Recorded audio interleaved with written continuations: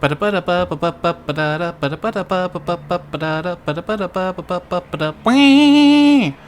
welcome back to Steven's kooky quest through the wacky world of JoJo's Bizarre Adventure. Next, you're gonna say, hey, that's not what you called it last time. Hey, that's not what you called it last time. Hey, I got you. I really enjoyed this arc quite a bit. Yes. I don't know if I enjoyed it more than the first arc, but I at least enjoyed it like as much, if not maybe just a little bit more, but it's hard to say for sure. It was quite different, actually. Yes, today we're talking about JoJo's Bizarre Adventure Part 2, Battle Tendency, which I believe is episodes 10 through 26 of Season 1. I think you're right. Also, can we just say Battle Tendency is a pretty lame name for an arc? Yeah, that's very generic. Pretty much any part of JoJo could be called that. I feel like it fits okay, but yeah, you're probably right. Like it's like after following Phantom Blood and the next one we're gonna go into is Stardust Crusaders. Yeah. Battle Tendency. It's a little bland in the name. Yeah, sounds lame. But so this arc started off really, really good for me. I loved I think are they in New York? Or yes. is it Stanford? Yeah, New York. And it's in like kind of like 40s style. I can't remember the exact decade, but 37 I believe is the year. 30s, yes. So it has this kind of like film noir-esque vibe to it. Mm-hmm. Especially with like the shadows they use and things like that, and I was vibing with it from the start. Yes. I think we should also mention that Austin sadly could not make it today. Yeah, he's on vacation right now, and we're having like my schedule's changing. He has kids, I have a kid, so it's hard to kind of plan things around right now. But Austin will hopefully be joining us for future parts. Yeah, they both have kids, and I'm in a different time zone, so it's difficult. So we do what we can, and it's been a while since we've recorded one of these, and I don't watch the next arc until we talk about this, so I have the next arc fresh in my brain, and the previous arc also fresh in my brain. That being said, I have been filling that time with other animes, but that's not what we're talking about right now. We're talking about JoJo. We are talking about JoJo. Which is still wild to be talking to you about JoJo and you just not going, ugh. This was the season that made me think I wasn't going to like anime. Oh, anime in general, huh? Basically, yeah. Like, I mean, I liked the Dragon Ball franchise, but saying you like Dragon Ball isn't the same thing as saying you like anime. Yeah. Especially because, like, Dragon Ball was just part of almost everybody's childhood for a while there, with Toonami coming up and everything. You showed me, I think it's in, like, the last episode, too. If it's not the last one, it's the second to last one. Yeah, I believe it's the second to last. The clip of the vampire squirrel that just kills a bunch of people. And I just looked at it as like, yeah, I don't think I like anime. To be fair, this is an outlier. It really did set my expectations for JoJo, and it has this kind of stuff in there. I mean, the first season, or the first arc, had a man, not just a man, zombie Jack the Ripper coming out of a headless horse. Yeah. So, this stuff happens, but it's less than it seems like it would on the surface. Yeah, it's not all bizarre adventures. It's there's more to it than just the strange happenings. Definitely. This season started off with a bit of a surprise to me. It starts off with Speedwagon and... Straits. Straits, yes. I couldn't remember if it was Dyer or Straits. Straits both finding the Pillar Man, which I believe that one's name is... Santana. It is Santana in most things. In the version I was watching, they named it after, like, the place he was found. Yeah, Santriento was the dub name. That was definitely one of the situations where I was like, this one has changed. This one seems too specific to be and it doesn't fit the theme. So I looked it up. Santana, yeah, I like the name Santana a lot better. Not just because I'm a fan of Santana's music, but just in general, I thought it fits JoJo better than Santana or whatever it was. Yeah, Santana, because he's so smooth. But I was not expecting Straits to turn on everybody, essentially. Yeah. He was saying, like, I'm too old, I don't want to be old. And he becomes a vampire, and at first, like, I don't know anything about this season, so I'm thinking, is Straits the villain of the season? Because I don't know anything about the Pillar Men yet, other than, like, they kind of exist. Yeah, there's just Santana in the Pillar right now.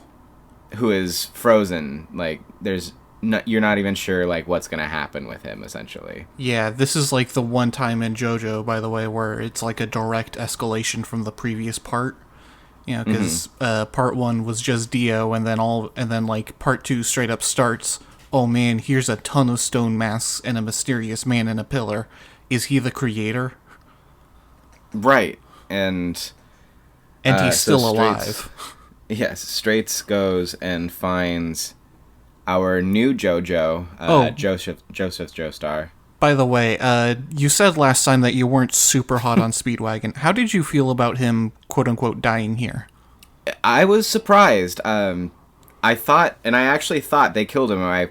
I didn't feel good about it. Like I said, I don't hate Speedwagon. And seeing a character from the previous season just die so suddenly shocked me. Yeah, and you're still coming off hot from Jonathan's death, so you're like, oh man, anything could happen. Right. I had the suspicion Speedwagon was not dead. Mm-hmm. It just happened too fast, and I'm still getting a feel for, like, I wasn't even sure what was happening with Straits exactly yet. Yeah. Because then we go to New York and meet Smokey Brown. Yep. Who is being hassled by the police. Smokey, by the way, is named for 2 artists, Smokey Robinson and James Brown. I got the Smokey Robinson. Like, that was a little too specific. I wouldn't have necessarily gotten the James Brown off of the last name Brown, but... Yeah. But it was... I feel like it was a good introduction to Joseph, helping Smokey out of the blue here. And it gives you the first kind of introduction to his character. I think he actually uses the first prediction of what they're gonna say in this moment. No, it's not here. Here he's doing the whole innocent act, you know, sort of acting like Jonathan, so you're kind of like, okay, this is Jonathan again. And then, like, you know, and then the policeman, like, puts the booger on his cheek, and he's like, oh, gee, sir, why'd you do that? Right. And then he just punches him in the face. Yeah, Joseph is definitely not Jonathan. No. There are some vague similarities, but overall they are very different characters. Yeah, Jonathan was sort of the progenitor to all the other JoJo's, you know, like, he's sort of the measuring stick against which all other JoJo's will be measured. He's sort of like the Superman to, say, Joseph's Spider-Man. You know, like, sure, can't really you know, people may call him bland, but that's because he was the first, and, you know, it's sort of establishing the core, what's the word? The core moral fiber, I suppose, of all JoJo's to come after. And I liked Jonathan. He might have been a little bland, but, like, he had an honor about him that was really admirable, I feel like. Yeah. And he wasn't around for that long, so it's not like you had to make him a super in-depth character because he's only around for 9 episodes.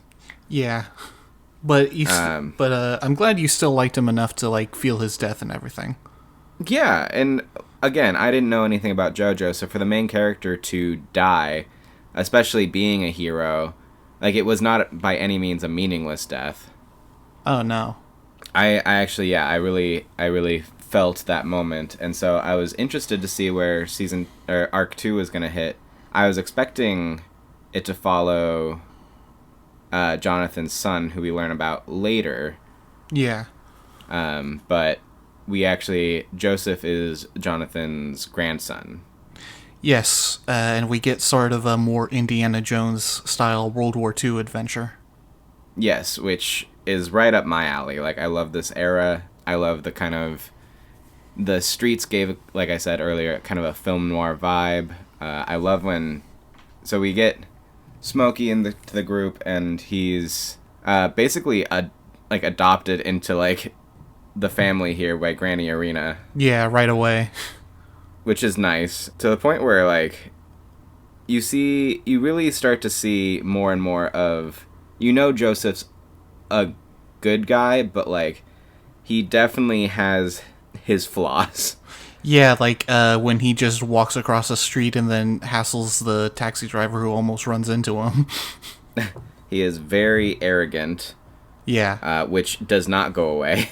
Also, something that they cut from the manga is that, like, directly after his introduction, where he's like, name's Joseph Joestar, but you can call me JoJo.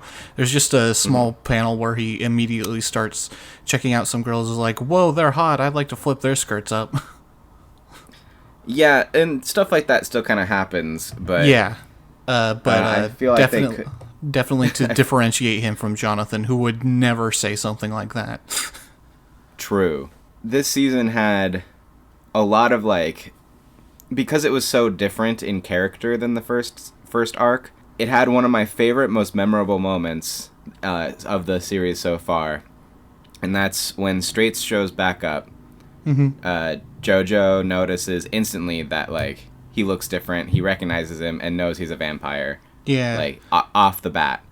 Yeah, I love how he kind of plays dumb here. It's just like, hey, you need a dentist, buddy? You've got some strange teeth, and why can't I see your breath? And also, you kind of look like Straits but younger. What's going on with that?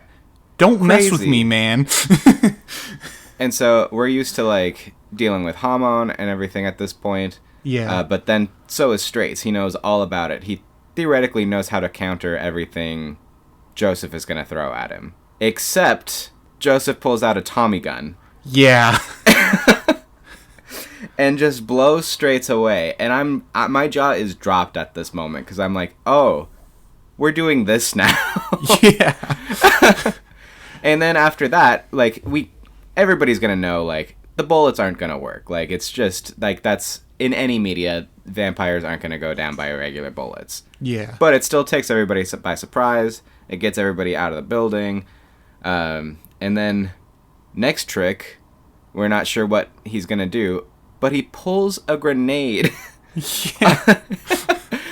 and blows Straits away. And at this point, I'm like, okay, so we definitely have a very strategic... He knows what he's doing, but still has that arrogance. Whereas, like, there's definitely strategy in the first arc, but yeah, again, we're kind of dealing with, like, Victorian era... I think they have pistols, but they're closer to, like, flintlocks at that point.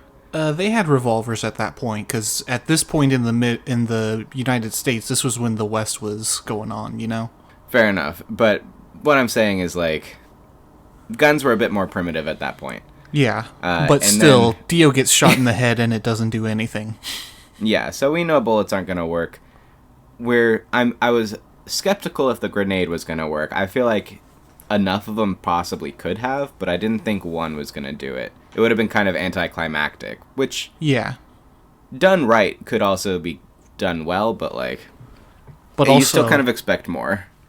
But also remember that it wasn't just one grenade, because Joseph pulled the pin on one grenade, Straits knocked it away, and then there was like 5 more grenades on his back. Yes. And at this point, we're still not 100% sure of the character Joseph is going to be. Yeah. Because Straits kidnaps a woman, and Joseph is trying to play it off as kind of like I don't care what you do to her, like, I don't know her, what... Yeah. But he's just trying to kind of, like, bide time so he can figure out a way to save her. So he's got morals, he's got heart, he's just this cocky bastard, essentially. Yes, he's very much a bastard. If I remember right, the fight between him and Straits does go pretty quickly overall. I think they wanted to kind of show you what this JoJo is capable of comparatively to what Jonathan went through with Dio. And granted, Dio had more time to develop his power, I think. Straight's kind of went straight for... But even still, we have a comparison to the powers here. Yes, but Straight's, straight up just went to the thing that killed Jonathan, and that's how he fought, so... Mm-hmm. So we get the comparison there, and I think this is around the time we start seeing them... I think they, pull up the Pillar Man, Santana. And this is... Yes. Also, I just want to... Right? Yeah, I also just want to say one of my favorite Joseph lines is when he's holding on to Straits on the bridge, and Straits is like, I can still blow your arm off, right?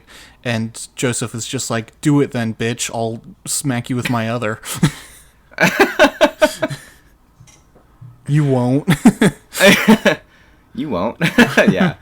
Again, at this point, I'm very invested in this season. It's off to a really good start. Yes. Yeah, we go to Mexico. We pretty quickly find out Speedwagon was not dead, which I was happy to see.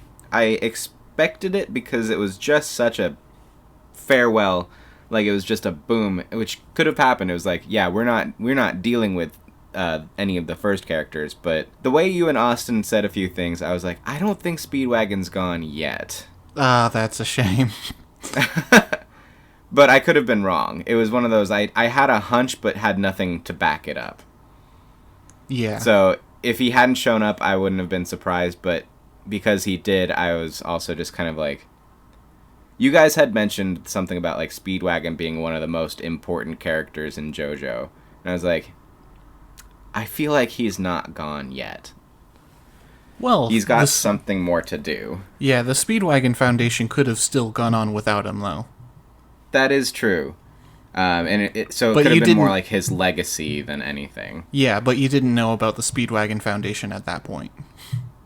True. So again, I had a hunch, but didn't have any solid reasoning to have that hunch other than brief words that could have been technically about something else.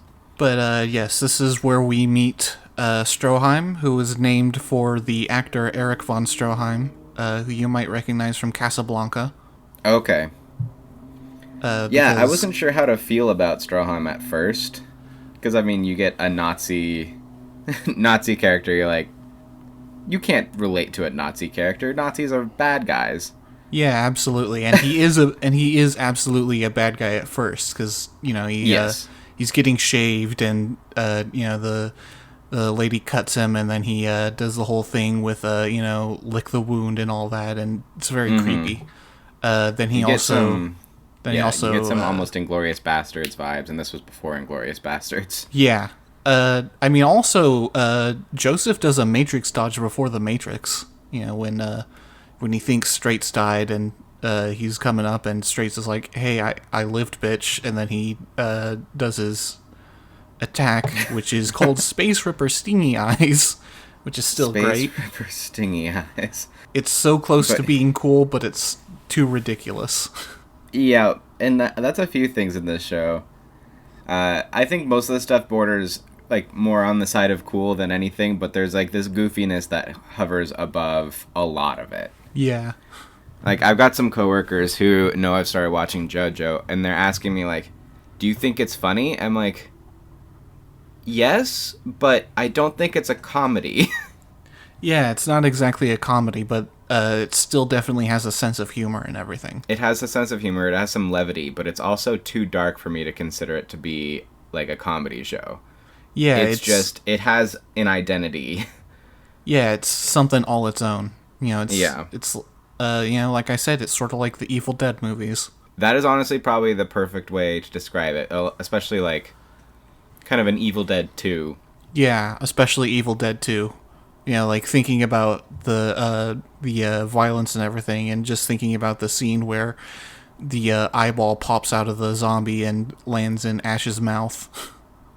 Yeah. So, I think Evil Dead 2 is actually a perfect comparison, at least at this point in JoJo. I don't know about future arcs, but yeah, we start to get into the Pillar Men here for real, and we have no idea what they're gonna be like. You kind of get a inkling that they're gonna be related to, similar abilities to what, Dio could do. Yeah. but you don't know. And then I think, if I remember right, people start just getting like sucked into Santana. Like they touch him and he starts kind of like absorbing them. What happens is that they rounded up a bunch of Mexican folks, and Stroheim was like, all right, pick one of you to die, and the rest will be spared. And then this one kid is like, I will go. And then he's like, good job, kill the rest of them, but leave the boy. You know, because he's a bad Nazi man. Yep. And then they feed all the blood into it, and the whole touching and getting absorbed thing comes after Joseph beats it and with a snake. Beats it with a snake. I don't remember the snake. They're in the Speedwagon Foundation. They have what remains of Santana under UV lights, and they let a snake in, and the snake touches it and gets absorbed. Yes, I think that's what you're thinking of. But also, like, I just remember, like... Oh, right, after he wakes up, yes. Yes. Because when... I think... Does Joseph find out Santana's alive? Or not Santana, Speedwagon is alive? Or does he have a different reason to go? He heard about the Pillar Man from Straits, and then he went, and then he fought Donovan, you know, the most memorable fight of the whole series. I don't even remember that. Fun fact, Donovan in the Crunchyroll subs got changed to Dono Boom. You know, the famous musician Donovan. Which one? Who knows? Donovan is the guy who uses like the cloak, and he's like floating around, and he has the weird knife, and Joseph leaves him tied up to a cactus. Okay, I like vaguely remember some of that. I watched a lot of this in like pieces, so like little bits just kind of disappear from my memory. Yeah, that's fair. I've watched That's one of them. I've watched and reread this so many times that I pretty much know it backwards and forwards. So like I remember an encounter, I don't remember a fight. It's not much of a fight. Right. Because we get Santana busting loose in the compound. And they let a vampire in, and Santana just straight up eats him with his whole body. Yeah. And then Joseph comes in. I think then he knows for sure that, like, at this point we know, like, Speedwagon is alive, but, like, we still don't know anything about these Pillar Men. Yeah. Except that they are vampire-esque, but somehow worse. Yes. How did you react to Santana going inside that dude and him, like, bloating up and everything? I mean, I just thought, like, all the movements were super disgusting. Like, he's swirling his way into, like, air ducts. Yeah. By breaking down his entire skeleton and everything. Basically, we don't know how... This whole season, you never know how Joseph is going to beat the villain. Yes, because even with Straits, like, it took so much work for Jonathan to bring down Dio. Yeah. We don't know how Joseph is going to handle it when he's dealing with, like, the same kind of situation. And in terms of, like, raw power, Joseph is just straight up weaker than Jonathan. Is that true? Pretty much. I mean, I always interpreted it that way. Like, especially in his fight with Santana, where he can't even hurt him without, like, getting inside him first. I think to some extent you're right, but I feel like maybe by this point I agree, but I feel like by the end, when after his training and all. Yeah, I feel like he surpassed Jonathan by that point. Yeah, probably. I still like to think that he wasn't quite as strong.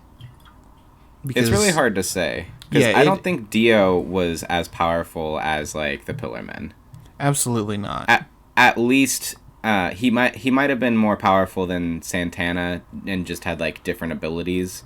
I could concede that potentially. Yeah. But when we get to the other three, I don't think Dio holds a candle to them.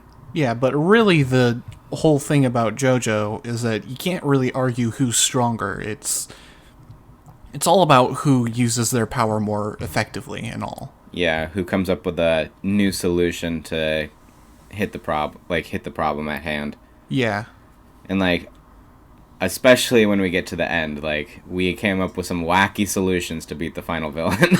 Yeah. Because when we do beat Santana, which takes Strawheim and Joseph to do by finally getting him in sunlight, and that was the only way that this was going to be possible at this point. And it doesn't even kill him, it just makes him go to sleep. Like, we have hit a point where it's like, okay, what's next? And we find 3 more Pillar Men. And they're even stronger. And at this point, my original watch, I was like, they're even stronger? What?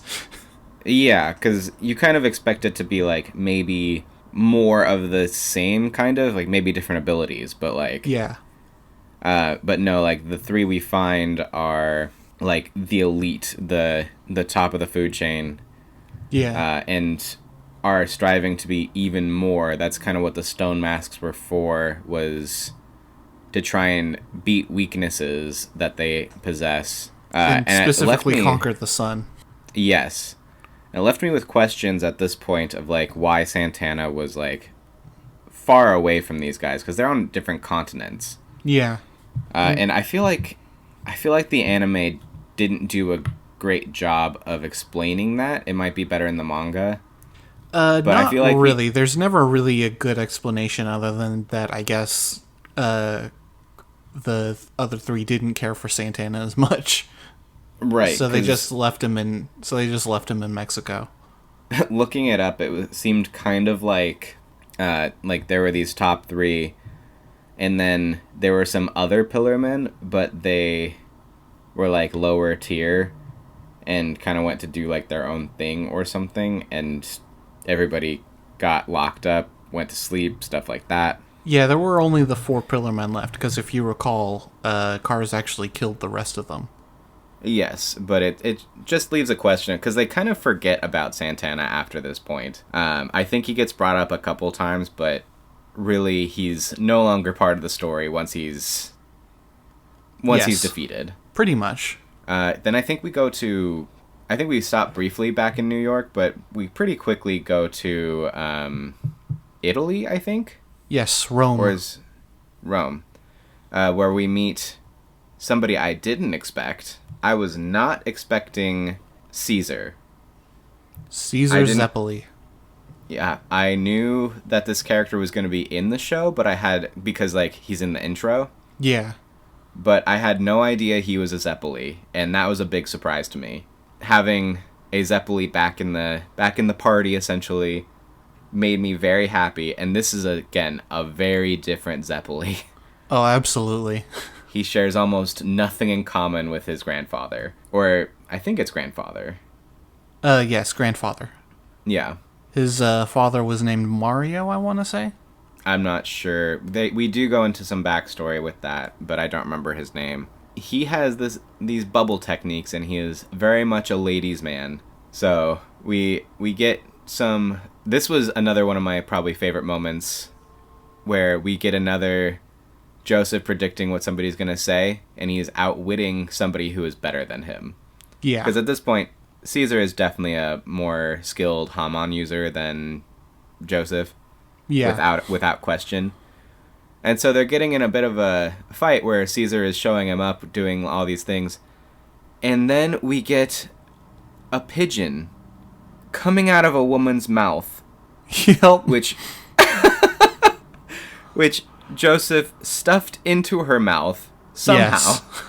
Yes. Which caught Caesar off guard and allowed Joseph to get the upper hand, despite the fact that he was, like, losing their little...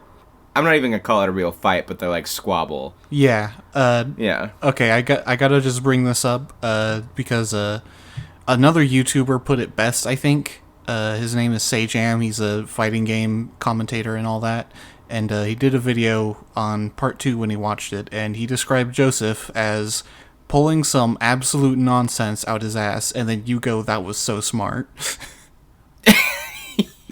Basically true. Yeah. Although that one was more of a, like, what? Yeah. I did, like, it was smart in the context of the show, but it was also, he just shoved a pigeon down that woman's mouth. Yeah. And we just roll with that. Well, he said that Caesar couldn't beat a pigeon. Yeah, he did. So I believe it's here in Rome that the Pillarmen are resting, or at least very close to Rome. And we find out Caesar is friends with at least one Nazi soldier, who I think is more like a Nazi because of circumstances rather than like super into the cause kind of thing. Yeah, just a soldier, basically. Yeah. But we meet the Pillarmen and everybody's dead. Like, they get there too late. Yeah. And it is definitely a situation, if Caesar and Joseph were to fight these guys now, they would lose. But they fight them anyway. They fight them anyway, and Joseph, again, shows his character by being a cocky bastard, and everybody's like, what the hell is this guy doing? But he's actually being a cocky bastard to lead, specifically at this point, Wamu away. Yes. We get Wamu, AC/DC, and Cars, who I assume... AC/DC is an obvious reference to AC/DC. Yeah.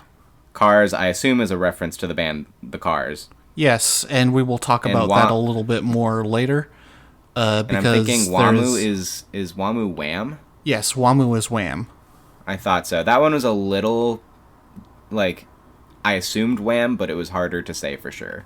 Yes, because later on, when Caesar goes into the room to fight Wamu on his own, he goes, "Kill me instead of JoJo." Yeah, that's my big Wham joke for you right there. That was a good one. Thank you. I came up with it years ago. I believe you. Probably just been sitting on it. Yes. Like one day, Steven will finally watch JoJo. And Wamu is also wearing a shirt that says "Choose an honorable death." I feel like Wamu is kind of the standout of the three, in my opinion. AC/DC, short of the name, was pretty forgettable overall. I think he just had the least to do. Yeah, that's true, but he did have a pretty great fight. No, I'm not bashing on the fight that comes later. I'm just saying, like, as far as like the impact of the other three Pillarmen that we've seen, I feel like it was just kind of it happened, and then it basically just led them to do more. Yeah. But before we get there, they challenge Wamu specifically because he's kind of like the Klingon warrior of the bunch. He has honor to him. He wants to be challenged. He wants to defeat a great foe. And he honors the foes that he defeats. If he sees them as honorable enough. Right. Joseph challenges him to that, and Wamu takes it very seriously and puts a ring in his heart, I think, and I think AC/DC puts one in his throat. I might have that backwards, but no, that's correct, I believe, because Wamu is the one who's like, all right, this will just kill you outright, and then AC/DC's like the sadistic one, so he'll be like around your throat because that's so important for Hamon users. Mm-hmm. And so essentially we get, I think it's like a month, 2 months, something like that. Yeah, just a month. To hone their skills. And at this point, I believe that could happen because, like, with Jonathan, his skills honed pretty quickly over, especially his Hamon skills. Yes, and Joseph was born with it, so... Yes. So at this point, I'm thinking, like, okay, a month seems realistic for this show. But I'm still wondering, like, is Joseph and Caesar just going to spar? So, no, we get introduction to Lisa Lisa. Yes, another music reference, of course. That one I didn't get. I assumed it was a music reference, but... Yeah, what is... she's from the 80s when this was being written, of course. She hasn't had as much staying power as some other references in JoJo. But that's also sort of what happens when you are writing of the time and taking references of the time, you know? Definitely. So we know Lisa Lisa is like a big Hamon user. I love the unveiling of her backstory over the course of the rest of the season here. Yes. Some of it was kind of expected. Some of it hit a point where I was like, okay, this seems this makes sense for the story they're telling, but hits a point where it's just like, this was all very specific. Like, things had to lay out in such a specific way for all of this to happen. Yeah, that's fair. But again, it's JoJo's Bizarre Adventure, so can't really expect too much else. This whole season is very much like, this had to happen so specifically for JoJo to stuff a bird down this woman's throat. Yeah. So, I guess, like, I wouldn't even call it a complaint. It was definitely more like a, huh. Yeah. Because we end up getting, during the training, which I actually thought, like, especially the Hamon training going up the pillar. Yeah, Hell Climb Pillar. Yeah, I thought that was a really good episode. On Air Supply Island. Of course. We do see how, again, Joseph and Caesar tackle things differently, but they can learn from each other. After we kind of get this, things happen quickly after this point. Yes, they do. Because before the month is up, I believe AC/DC shows up. And it's like, I'm bored, I'm going to fight you now. Which I wasn't expecting, because I thought Wamu was going to be like the first foe. They were kind of building that up to be the case, I felt like. Yeah, he's actually specifically looking for the Redstone of Asia, because that's what Yes. Kars needs to become the ultimate life form, and he has tracked it down to here. He's going to become Shadow the Hedgehog. I was thinking that too. A lot of things referenced that, like, I wonder if, like, how influential JoJo was to certain things. Because it seems like a lot of things coincidentally happen in media after JoJo existed. Oh, we'll be talking about that, especially in part 3 where it predicts 9/11. Oh my god. So I think what The Simpsons is to predictions, JoJo is the anime variant of that, pretty much. Yes, just like how Santana dies from a reflection 7 inches from the midday sun before that song even came out. Oh my god. But we get a very good fight between AC/DC and Joseph, showing again, like, Joseph in straight combat isn't gonna beat this guy. No. But we've learned so many different things at this point that it actually seems like a matter of time before Joseph is gonna get the upper hand and beat this guy. I never felt a lot of peril in this fight. I felt the opposite, because AC/DC basically fights the same way Joseph does. You know, like, and he saw through, like, all of Joseph's tricks. Right, but because it was so much of, like, seeing through this trick, it was just kind of a matter of time before, like, something even trickier happens, you know? That's true.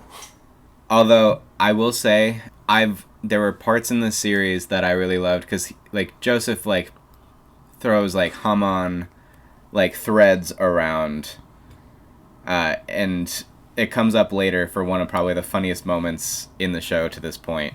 Because I think once AC/DC is defeated, they go to, like, a mansion or a castle or something. I can't remember exactly.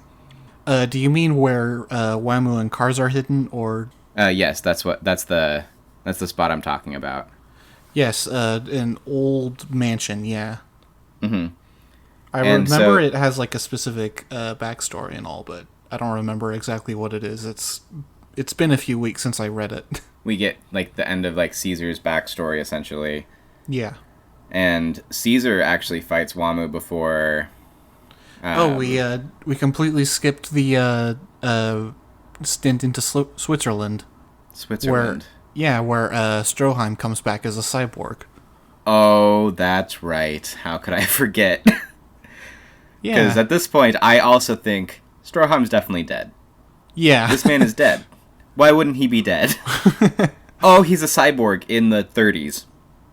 Yep. Okay, we're doing we're doing this then. Yep, cyborg Nazi guy with a machine gun in his belly versus an ancient super vampire with chainsaws coming out of his arms. That's JoJo.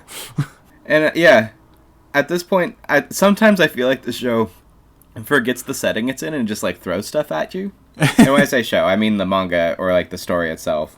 But it's like, you know what? This is just cool. Let's just do this. It's like, Yeah, let's just do this. Yeah, that thankfully after this it gets to modern times, so Right. I know we have another jump here coming up with. I feel like Stardust Crusade, when we get to it, is probably one of the more well-known bits in JoJo. absolutely it is the most popular part. It's the JoJo I recognize, like just based off of pictures I've seen. Yeah, cultural osmosis. Yeah. Oh, again, things are just happening so fast at this point. At this point, Stroham is no longer a villain. He's just a wacky cyborg sidekick. Yeah. And I gotta say, I think that this short fight with Joseph and Cars falling down the ravine might be my favorite fight of part 2. Really? Yeah, I think it's really well done and really intense, and Yeah. shows some good character moments from Cars. That's fair.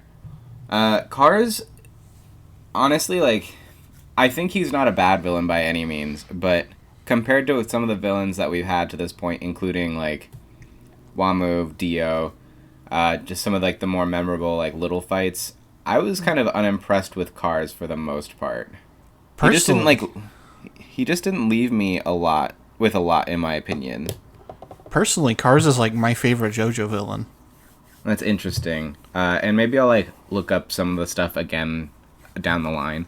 Yeah. Because I know at some point we plan on kind of, once we've gone through more JoJo and we get Austin involved, we're going to go through and do some like talking about like tier lists about like who the best JoJo villain is, who the best JoJo is. Yeah. What probably like which theme song is the best. All that stuff. We're going to hit that point as we get further. Obviously right now we've got 2 arcs to go off of from my perspective. Yeah. So not a lot for me to go off of, but that being said, I definitely understand why Intro 2 here is your favorite arc. Intro. We went over that in our top 10 anime intros way back when. Yes. I personally think I like Intro 1 a little better. Visually, I like Intro 2 better, but I feel like I just really love the first song a lot. Yeah, I honestly feel like pretty much every JoJo opening is on par. Okay. And like I do love the second theme song. Like I don't want you to think like it like I like the first one leagues above. I just as a complete package, I like the first one just a tick better, but I will admit visually the second one is better. Yeah, like if you were just looking at visuals alone, I think part 2 would beat part 1. But the complete package of visuals with song, I like part 1 a little better. Yeah, I feel like the common reaction to part 2's opening is like, okay, part 1's opening was so great, how are they going to beat this? And then after a few watches, you're like, yeah, damn it. And like I said, I do really love the part 2 intro. I understand why that one was the one you picked out of at least the 2 I've seen so far. And you've shown me a couple down the line. I just don't remember them very well at this point. But I know you've shown me a couple different intros. So we'll get to those eventually as well. How do you... I really liked the gladiator fight. I don't want to get there yet. I want to talk about Caesar when we do have the fight between him and Wamu. Yes. Because Caesar almost wins that fight. He basically does win that fight. Yeah. Which I really respected the show for doing, because it was like basically a technicality that ended up making him lose. Yeah, it was a very simple mistake, but it was also like a situation where it's like a, do or die, and Wamu could have gotten out of it unless he did this, but by doing this, he screwed himself, basically. And like that scene holds a lot. At this point, I feel like Caesar still holds resentment toward Joseph and his family for letting his grandfather die. Yes. Because we kind of learn at this point about Caesar's father as well, who I think was also looking into the Pillar Men? Yes. Mario Zeppeli followed in his father's footsteps after learning about his father's death. And, he trained with Lisa. Mm-hmm. And he took on the responsibility of guarding the Redstone and looking after the Pillarmen and making sure people don't like find them and all that. So we kind of get all of that revealed, and I think there's a moment of clarity with Caesar, and he puts his last Hamon into like his whole thing was like bubbles. Yeah. So he puts his last Hamon into like a bubble of his own blood. The weird, like, they made such a huge deal about the actual power boost that Jonathan got from Zeppeli in the first arc. Yeah. It was more of an emotional moment in this one rather than like an actual power boost for Joseph. Yeah. Joseph doesn't really get much out of it except for the ring. Yes. But still, and the very, headband, very which comes back later. Yeah, very, very... Yes, the headband. Very, very impactful moment. I was very sad to see Caesar go. I honestly did not expect him to die, though it kind of followed trend, so... Yeah, yeah, and it's also like how he feels about his own death that really gets you, you know? Mm-hmm. Like, he's like, well, my grandfather died for someone else. My father died for me. This is the most I can do as a Zeppeli. Yes. And it hits you. So far, the Zeppelis have been very good characters.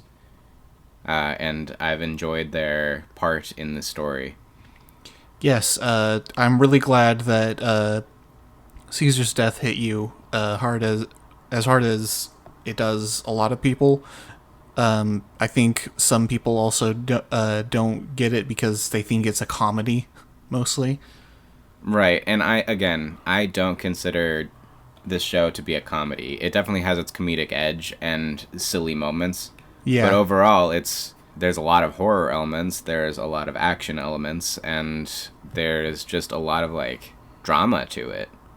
Yeah, Caesar's death is definitely like one of those defining moments of JoJo to the point where it's still one of the most popular memes. Like you see a lot of stuff like that video of the person like throwing candy at someone and then they pick up a Christmas tree and throw it at them. I've seen an edit where it's Caesar throwing bubbles at Wamu, and then Wamu picks up the stone cross and throws it at Caesar. Also, there's sorry, this is a little bit of a tangent, but in Japan, I don't know if it's still around, but there was a JoJo bar, and they like have drinks based on the different characters or dishes based on different characters, and it's all decorated to JoJo. And one of the items they had there is a Caesar salad, but like the dressing is red, and instead of croutons, you get a cross-shaped piece of bread on top. Oh no! And then from here again, we start to move quickly. We get Lisa joining Joseph in the mansion. She's basically said like, "I'll take on cars, you finish Wamu," and we get the gladiator fight between Joseph and Wamu, which I really loved this fight. I think it was a perfect setting for these two characters. And the whole time it's I loved like the geometry of like figuring out what angles to hit with different weapons, like different crossbows and cannons. Like, I just thought this was a very fun, very smart fight for two characters that seem like they're probably just going to wail on each other. No, they don't. It's a JoJo fights on moving platforms tend to be very good, I've noticed. And again, I really enjoyed Wamu as a villain. I guess I just really like that kind of Klingon warrior style attitude. I think that hits me pretty well. Because then we think we're going to get that with Cars to some extent. I didn't think he was going to be as honorable, but like when he's fighting Lisa, you start to see... You almost think Lisa's going to have the upper hand at first, or at least be very comparable. Because like, you kind of know that Joseph's going to be the one to fight him in the end. So you know something's going to happen. But he just straight up puts a body double in there and gets Lisa from behind. Yeah, after explicitly tricking her by being like, well, Wamu would be beside himself if I didn't do this fairly, so here's some weapons. Mm-hmm. And at this point, I think we as viewers know at this point that Lisa is Joseph's mother. And if it's not by this point, it happens very quickly. Yeah, when everyone else shows up and Joseph goes up to fight Cars, and Smokey is like, oh man, that's his mom. You know, if you didn't already figure it out by yourself. Because I think by this point it was pretty obvious. And we do go into the backstory, which overall I do like the backstory. I liked finding out who Jonathan's son was, even though he couldn't use Hamon. Like, he was still a good man, a hero in the war, and was like hunting down a vampire still. It just showed like he had honor, and this is where Lisa, or I think Elizabeth at this point, she wanted to avenge his death. And I think she gets accused of killing a lead general or something. The guy who's the vampire. One of Dio's zombies. And so she's one of Dio's like zombies infiltrates the so she's Royal a war Air criminal. Force and eats George II. Yes. And I honestly, like, well, again, it hit a point where it was kind of like this had to all be very specific, because we also find out that this woman is the baby that Irina saves from the ship that was at the end, that blows up at the end of the first arc. So it's a little weird, because that, I know they aren't siblings, but they were kind of, I think, raised around the same time. She was given to straights, and so she was... Okay. Oh, that's right. So they were apart. Yeah, it just all seems very coincidental, but I guess it makes sense if they were around each other that they would grow feelings for each other. Yeah, they have a point of commonality, but they weren't, like, raised together. Mm-hmm. Right. I forgot about the bit with straights. Again, it's all, like, a lot of things happen at once, and a lot of it you just kind of have to, like, nod your head and, like, they put thought into this, but almost too much. And then we kind of, I think, again, we have the fight between Joseph and Cars at this point, and the whole time Lisa is hung, I think, by after her he heels. does, like, a leg guitar thing, which is a famous moment that pretty much the anime... The whole fight has to be worked around this so she doesn't fall, so, like, she doesn't get, like her legs don't snap or something. It's all pretty brutal. She's hanging above, like, a spike pit, and Cars is, like, threatening to cut the rope unless Joseph can, like, stay still and just let Cars kill him. Yeah. I don't actually remember how Joseph wins. I do remember it being really clever. Makes another knot in the floor and tricks Cars into stepping into it, so that when he cuts the rope, he does, like, the magician sleight of hand. Like, one rope is two ropes kind of thing. Like, no, yeah, I looked at that. I was like, man, they really put thought into this, and, like, went back to the fact that Joseph was kind of a street hoodlum in New York. Because they didn't really do a lot with that for the most part. So the fact that they brought it back, especially with, like, reintroducing you to Smokey and Speedwagon and everybody there, like, you really get the whole picture right there at the end. But we still have the Red Stone of Asia to deal with. After Joseph had beaten him, and this is the moment that made me just, like, practically crap my pants when they're about to kill him with the UV cannons, and then when Stroheim comes in with his military, who all have the UV cannons, and then he turns and there's the mask with the stone in it, and is like, oh. Yes, I almost forgot about the mask, because again, after a certain point they don't really talk about the masks anymore. But it's so iconic and recognizable that the second you see it, like, you know exactly what's going to happen. And we do get the ultimate life form, and at this point you're thinking, like, how the hell do you kill an unkillable being?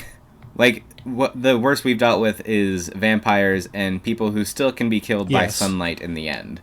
Now Cars can no longer be killed by sunlight. He can grow wings. He basically, like, again, he can change, like, the density of his body. Yes, and this is, of course, where we get the infamous squirrel scene. Yes, and when I saw it in context, I was like, this is still ridiculous, but at least I kind of get it. It's basically the Monty Python scene, but done 100% seriously. Well, 95% seriously. 90% seriously. Like, they're literally like, the squirrels are like they like each other. And then it's like, oh, no, they don't. But yeah, they're trying to figure out how to defeat Cars.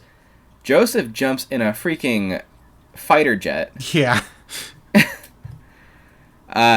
Which can't take him down, so he uses it to fly. And they fly over the ocean, and he's like, oh, I know, a volcano. Yeah. And Stroheim like decides he's also gonna go. Yeah. He jumps onto like one of the little things that you use to land in the water. Yeah. But we don't know that so we yet. get a fight. So we get a fight in the volcano. Which, again, you think maybe this will work because it's...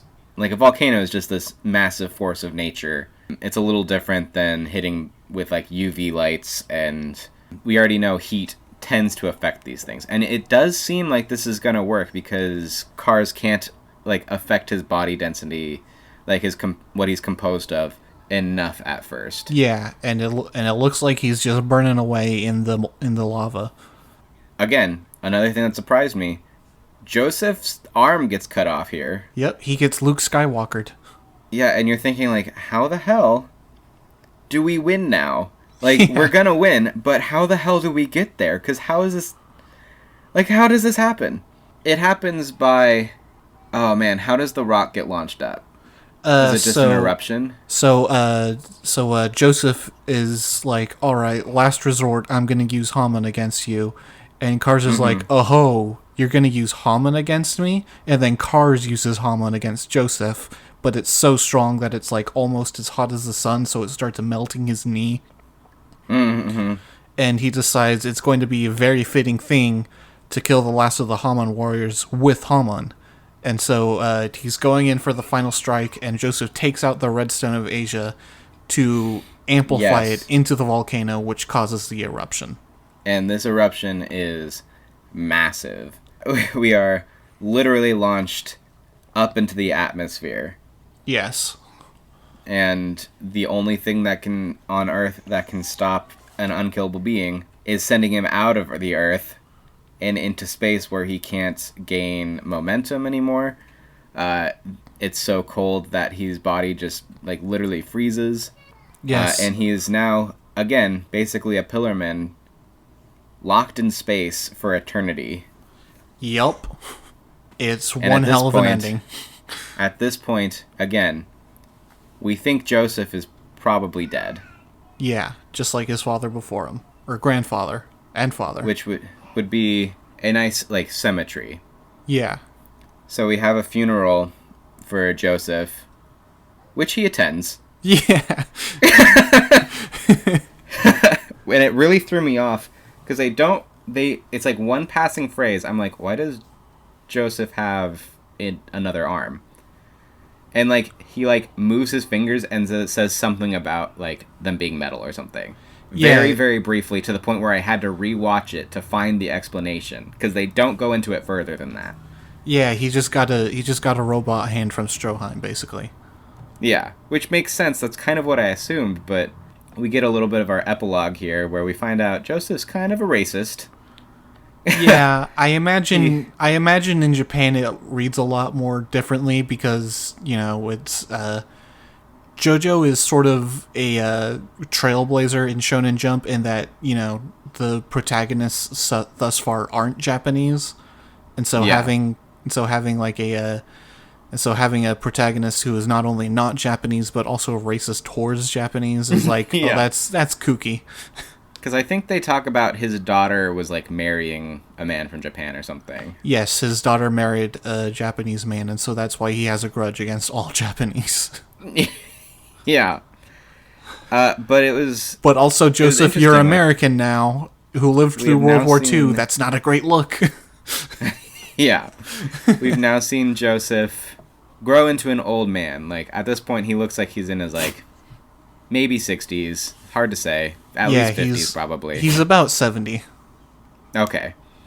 And so we've reached the end of Battle Tendency. Yes. So why don't you like Cars?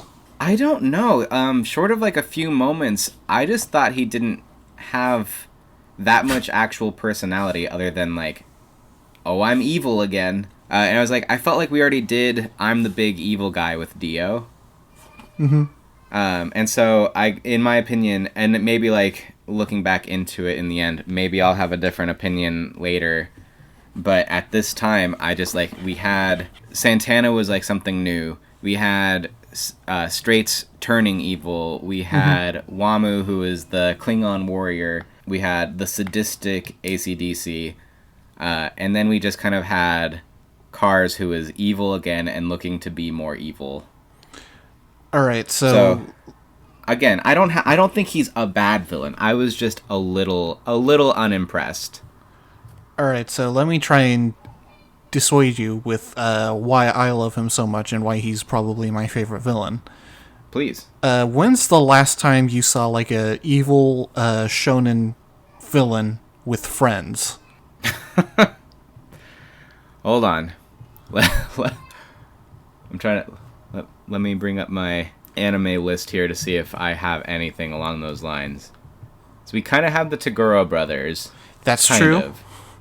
But again, their friends are mostly just like allies, and then we have the two brothers who actually care about each other. Yeah. We don't get anything like that in Dragon Ball franchise. Nope. Nothing really like that in like Digimon. There might be some stuff in One Piece because One Piece is huge. Yeah, that's true. The villains I've seen, I can't really say had friends. They had henchmen. Yeah. Or like lower tiers kind of thing. So, yes, I agree. Kars did, like, he had high respect, especially for Wamu. Like, there's a bit early on when like he crosses Wamu's shadow. Yeah. And there's like the instinctive kick that Wamu is like terrified and apologizes for, and Kars is like, no, that was my fault. I should have known better than to cross your shadow. Yeah, and that's one of the things I love about Kars, and he also just has like a great respect for life, which we see with when he kills those drunk drivers to save a puppy, or at the bottom of the ravine where he ricochets off the side to do a lot more damage to himself, but avoid crushing the flowers at the bottom. Mm-hmm. And also, as with many shonen villains, most JoJo villains are like the opposite of the protagonist, but Kars is more of an exaggeration of Joseph than he is an opposite. Okay. Like, again, I don't think Kars is a bad villain. Yeah. I was just vibing with the other villains before that, to the point where it kind of just like seemed like a natural escalation of like, no, we've got the big bad evil guy. Yeah. Kars, I think, is just very interesting. Maybe he's not quite as fun to watch as Dio or Wamu or AC/DC, but I think he's very interesting to think about. Mm-hmm. And you did give me some stuff to think about in that regard, so... yeah, like, Joseph's whole philosophy is basically is a survival of the fittest, whereas Kars' philosophy is evolve or die. True. So he's Cell. No, I did. Hold up.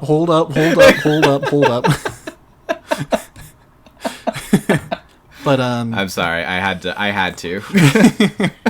Because I know how much you love Cell. Oh, I love Cell.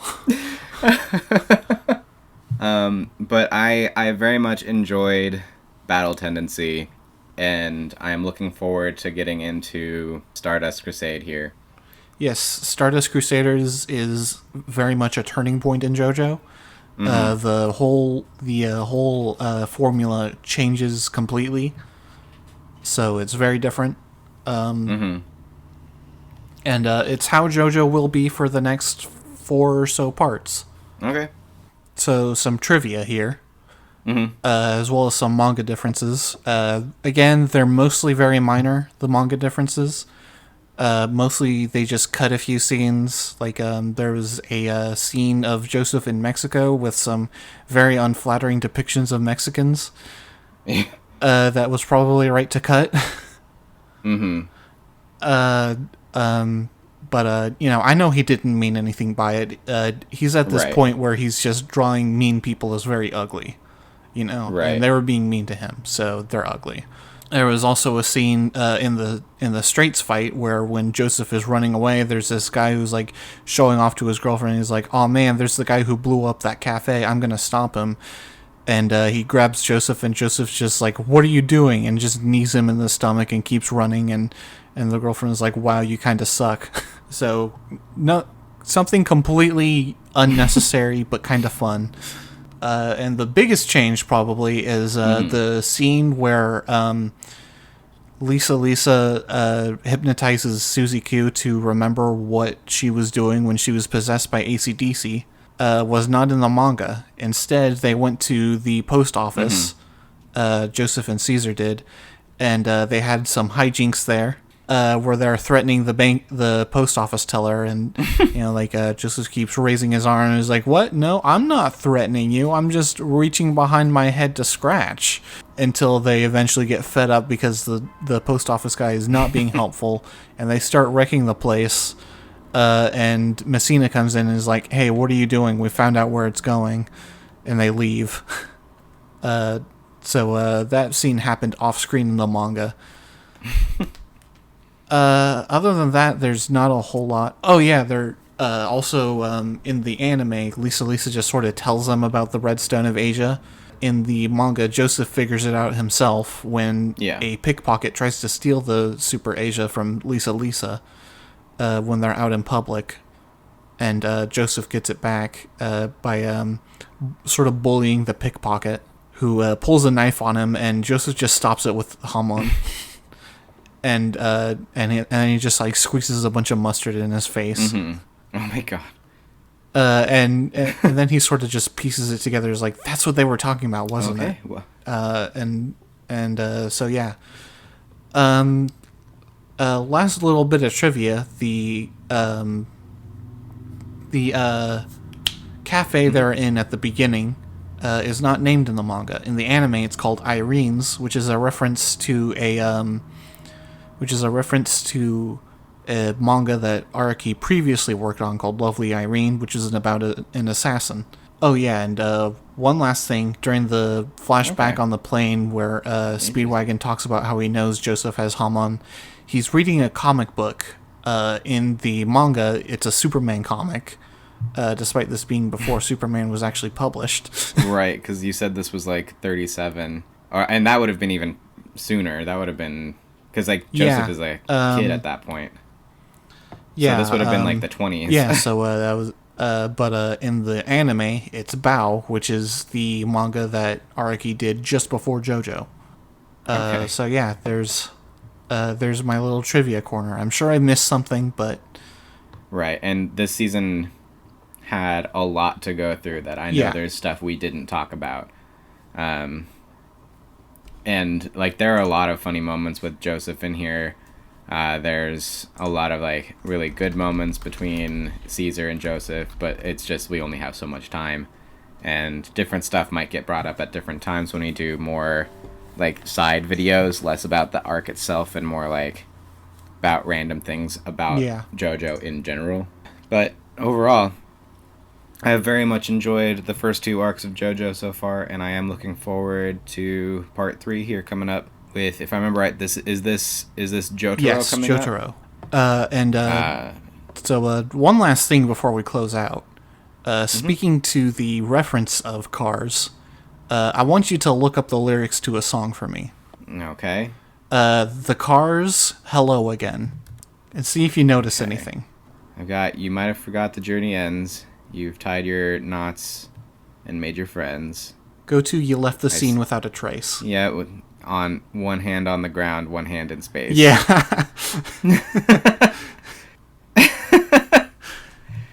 Yeah, okay.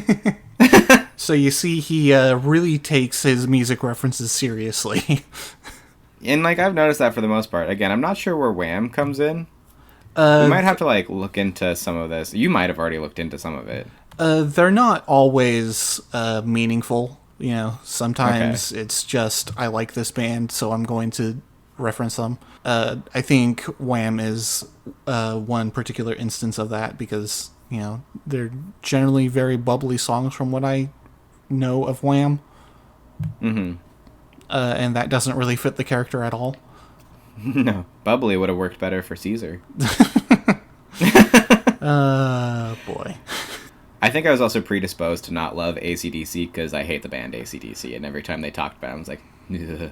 Yeah, I hate AC/DC too. Unfortunately, this is not the last AC/DC reference we're going to be seeing in JoJo. Oh no.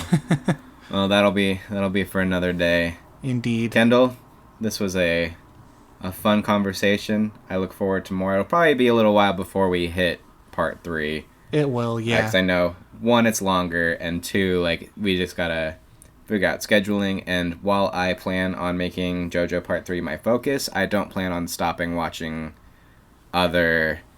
Like, I've been watching a lot of shorter animes to, like, build up my backstock of things I've seen. Yeah. So, like, when I say I've seen 3 animes, like, I've watched 3 animes, or am in the current watching 3 animes, that have been 26 episodes or less. Yeah, that's fair. That's what that's what I've been really enjoying, is, like, it's a short, concise story, they get their point across, and they finish. Yep. And that's been very good so far. Like I said, I've updated my top 10 anime list to include, so far, all 3 of the ones I've seen. One day I'm sure we'll talk about that, or maybe I'll talk about it with Austin, because he hasn't given me his top 10 list, so I might go over the list with him. Yeah, your updated list. I will be sure to listen to that if you do. For sure, because it's different now. The couple things might surprise you. I'm sure they will. But for now, thank you, Kendall. This has been fun. It has. We will record again soon. I do want to do like some anime catch up soon. I don't know if you're watching anything right now, but I do want to talk about that another day. And we can kind of get into what I've been watching, because I have a couple more on my list that I plan on getting to that are pretty short. Mm-hmm. Like, I still haven't watched Death Note, and that's on my list, because I know that's a big one that everybody in 2010 watched, so... Yeah, that was definitely a big one. So I've got to add that to my repertoire just so I know for sure. Yeah, luckily Death Note isn't too violent, so I think you'll be able to get a lot out of it. And most of the stuff I've been watching hasn't been overly violent. Like, I was watching Cowboy Bebop, and it's got violence, but it's not the focus. Yeah. And the other anime I watched wasn't really an action anime, so... I've been also trying to build up my non-shonens, because when we went over my last top 10 list, I was like, and I've got things that aren't shonen on here, and I was like, oh, just Spice and Wolf. Yeah, that's fair. But for now... Goodbye, Kendall. Yep. I must attend to my daughter, and I still have to go to work today, so... All right. I'll be roundabout. The words will make you out and out. I spent the day your way. I'm also aware that this is a real song and not made for the anime. We made that mistake on I made that mistake on the last recording. So yeah, I mean, if you didn't realize it before part 3, you would at part 3. Trust me. So we'll end it on that note. All Bye, right. everybody. Goodbye.